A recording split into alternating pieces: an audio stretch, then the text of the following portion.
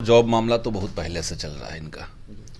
और उसमें अभी तक कोई सबूत ईडी को या सरकार को नहीं मिला है। भाजपा की जो भी आर्मी है, और मैं मानता हूं कि ईडी और सीबीआई ये भाजपा के एक संगठन की तरह काम कर रहे हैं। इसका इस्तेमाल जिस तरीके से ये लोग कर रहे हैं वो दिख रहा है कि आप किसी के साथ राजनीतिक प्रतिद्वंदिता न करके पूरी तरीके से व्यक्तिगत रूप से किसी को टारगेट कर लेना, और खास करके अगर आप विपक्ष में हैं, विपक्ष के नेता हैं, कहीं आप की सरकार चल रही है या आप चैलेंज आप दे रहे हैं मोदी सरकार को, तो आपको टारगेट किया जा रहा है। लालू प्रसाद यादव जी इतने उम्रदराज हैं, कई तरह से कई तरह की बीमारियों का सामना कर रहे हैं, चलने में उतना समर्थ नहीं है, लोग खाना खिलाते हैं, हम तो खुद जा कर के देखे हैं। और वैसे इंसान को आप बिना कोई मतलब के 10 घंटा इसलिए बैठा रहे हैं ताकि विपक्ष के लोगों के अंदर एक तरह का डर पैदा हो कि अगर हमने मोदी के खिलाफ कुछ बोला, अगर हमने बीजेपी के खिलाफ कुछ बोला, उसकी आलोचना की, तो हमें इसी तरीके से निशाना बनाया जाएगा। लैंड फॉर जॉब मामले को लेकर लगातार लालू परिवार से पूछताछ चल रही है। ऐसे में बीते दिनों लालू प्रसाद यादव से पूछताछ चली थी। ऐसे में कल देखा जाए तो 9 घंटे तक तेजस्वी यादव से भी पूछताछ चली थी। ऐसे में कई सारे सवाल उठ रहे हैं। हमारे साथ बात करने के लिए पालीगंज से माले विधायक संदीप सौरभ है, जुड़ेंगे, बात करेंगे। संदीप जी, लगातार लैंड फॉर जॉब मामले को लेकर विपक्ष के नेताओं को परेशान किया जा रहा है। ऐसे में लालू प्रसाद यादव से पूछताछ की गई थी, अब तेजस्वी यादव से भी पूछताछ की गई थी। देखिए, लैंड फॉर जॉब मामला तो बहुत पहले से चल रहा है इनका, और उसमें अभी तक कोई सबूत ईडी को या सरकार को नहीं मिला है। लेकिन मामला ये है कि चूंकि लोकसभा का चुनाव है, तो भाजपा की जो भी आर्मी है, और मैं मानता हूं कि ईडी और सीबीआई ये भाजपा के एक संगठन की तरह काम कर रहे हैं।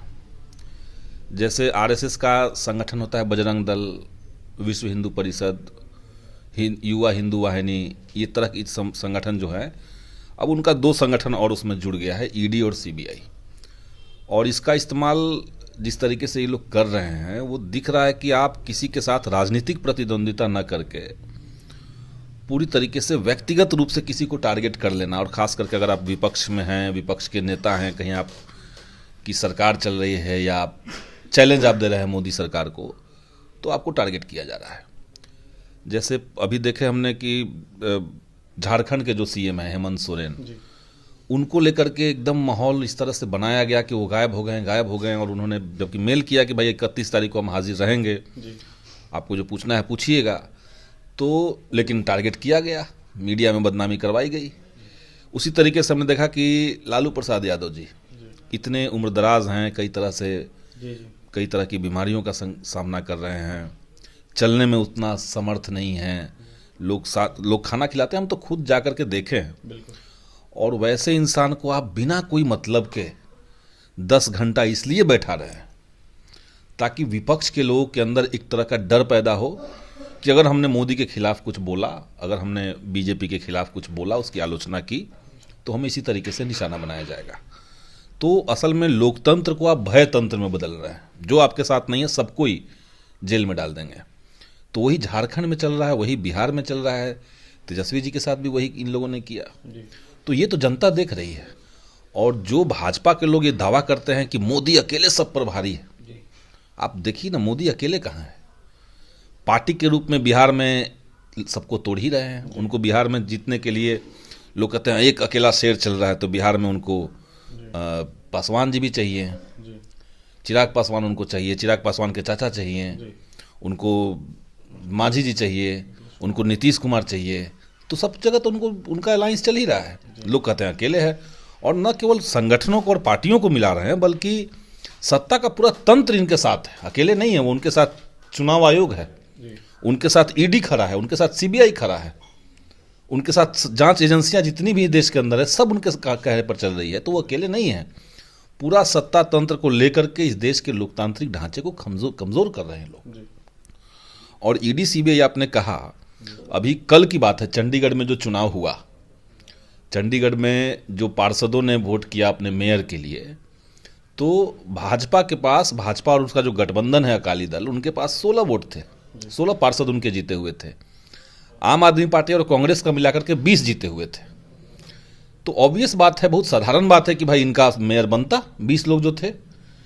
उसमें जबरदस्ती गुंडागर्दी करके 8 वोटों को रद्द कर दिया जो कांग्रेस और आम आदमी पार्टी को वोट पड़े थे, और जबरदस्ती मतलब वहां पे कुर्सी पे बैठा दिया गया बीजेपी के आदमी को। तो क्या माना जाए? तो माना यही माने साफ साफ संकेत है कि जो चुनाव की लोकतांत्रिक प्रक्रिया है, जहां लोग मतदान देंगे और अपनी सरकार बनाएंगे, अपने प्रतिनिधियों को खड़ा करेंगे, उस चुनावी लोकतांत्रिक प्रक्रियाओं की भी धज्जियां उड़ाने से बीजेपी पीछे नहीं हट रही है। ये लोग जब कर सकते हैं, एक चंडीगढ़ के अंदर एक मेयर के चुनाव में इतना धांधली कर सकते हैं, तो आप समझिए कि देश में जो लोकसभा चुनाव होगा उसमें लोग क्या कर देंगे। कहीं कोई डर नहीं है। विपक्षों की आवाज को दबाने की कोशिश की जा रही है 24 चुनाव को देखते हुए। विपक्ष की आवाज को दबाने की कोशिश कर रही है, आम जनता की आवाज भी तो दबाई जा रही है। जो लोग मीडिया में हैं, अगर वो कोई इस तरह की खबर चला देते हैं जो सरकार की नीतियों को गलत साबित करती है, तो उसको डराया जा रहा है, उनको धमकाया जा रहा है, उनकी नौकरी छीन ली जा रही है। आरआरबी एनटीपीसी के जिधर अभ्यर्थी प्रदर्शन करते हैं उधर उनको लाठियों से मारा जाता है। पटना के बड़े बड़े पुलिस अधिकारी मारते हुए नजर आते हैं, वीडियो भी वायरल हो रहा है। मैंने देखा उसको, मैं देख के दंग हूं। आप समझिए कि बिहार सरकार की जिम्मेदारी क्या थी। बिहार सरकार की जिम्मेदारी थी कि जो रेलवे के अभ्यर्थी मांग कर रहे थे उसकी मांग को सरकार तक, केंद्र सरकार तक पहुंचाना था इनको। ये क्या कर रहे हैं, यहाँ के अभ्यर्थियों के ऊपर डंडा बरसा रहे हैं और बहुत बेरहमी से इस ठंड में उनको पीटा गया। मामला क्या था? मामला यह है कि रेलवे में लाखों पद खाली हैं और 5 साल जब बाद बहाली आ रही है तो केवल 5600 पद पे आप बहाली दे रहे हैं। लाखों पद खाली हैं, 5600 पद पे बहाली दे रहे हैं। बिहार के अंदर जितने पद खाली थे सब पे चुन करके यहाँ की सरकार ने कहा कि नहीं हम बहाली करेंगे। एक बार में 1,20,000 एक राज्य बहाली कर सकता है, और रेलवे इतना बड़ा सेक्टर पूरे देश में है फैला हुआ, वहां पे आप 5600 बहाली ला रहे हैं। तो ये तो साफ साफ दिखा रहा है कि मोदी की गारंटी का मतलब हुआ युवाओं के साथ छल। और अब बिहार सरकार उन्हीं के सुर में सुर मिला करके जो लोग भी मोदी सरकार से अपनी मांग, जायज मांग को उठा रहे हैं, उनको उनके ऊपर लाठियां बरसा रही है। देखिए, नीतीश कुमार जो हैं वो कहीं ना कहीं जिस तरीके से मोदी से सुर में सुर मिलाकर युवाओं पर लाठियां बरसवाने का काम कर रहे हैं, ऐसे में माले विधायक संदीप सौरभ जमकर केंद्र सरकार पर निशाना साध रहे थे, केंद्र सरकार के नीतियों पर निशाना साध रहे थे। तो वहीं जिस तरीके से ईडी के द्वारा लगातार कहीं ना कहीं जांच की जा रही है, बुलाया जा रहा है, इसको लेकर भी यह साफ करते हुए नजर आ रहे थे कि 24 चुनाव को देखते हुए विपक्ष के नेताओं को परेशान करवाया जा रहा है ईडी और सीबीआई से। और भी तमाम खबरों के लिए NBC 24 के साथ बने रहें। बहुत बहुत धन्यवाद।